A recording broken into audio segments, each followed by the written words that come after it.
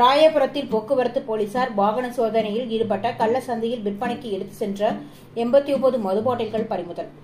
சென்னை ராயபுரம் மன்னார்சாமி கோயில் அருகே உள்ள KFC கடையின் வாசலில் போக்குவரத்து ஆய்வாளர் தாமரை செல்வன் உத்தரவின் பேரில் உதவி ஆய்வாளர் மாரியப்பன் மற்றும் தலைமை காவலர் நவீன், 2ஆம் நிலை காவலர் பக்கிரிசாமி ஆகியோரது தலைமையில் போலீசார் தலைக்கவசம் இன்றி வரும் வாகன ஓட்டிகள் மற்றும் மது போதையில் வரும் வாகன ஓட்டிகளை சோதனை செய்து கொண்டிருந்தனர். அப்போது தலைக்கவசம் அணியாமல் வரும் வாகன ஓட்டிகளை சோதனை செய்தபோது சந்தேகத்திற்கு இடமான வகையில் வந்த இளைஞர் மணிகண்டன் என்பவர் போலீசார் விசாரணை செய்தபோது முன்னுக்கு பின் முரணாக பேசியது போது இருசக்கர வாகனத்தை சோதனை செய்தபோது வாகனத்திற்குள் 89 மது பாட்டில்கள் பதுக்கி வைத்து கொண்டு வந்தது தெரியவந்தது. இதனை அடுத்து அவரிடம் விசாரணை செய்தபோது காசிமேடு பகுதியில் கள்ளசந்தையில் மதுபானங்களை விற்பனைக்கு சென்றதாக தெரிவித்தார்.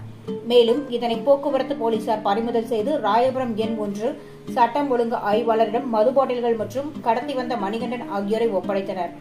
மேலும் வடசென்னையில் மது ஒழிப்புக்கு தனி பிரிவு இருந்தும் ஆங்காங்கே கள்ளசந்தையில் மது விற்பனை நடைபெறுவது வாடிக்கையாகி வருகிறது. உடனடியாக மது ஒழிப்பு துறையிலுள்ள ஆய்வாளர்கள் இதில் கவனம் செலுத்த வேண்டும் என சமூக ஆர்வலர்கள் கோரிக்கை.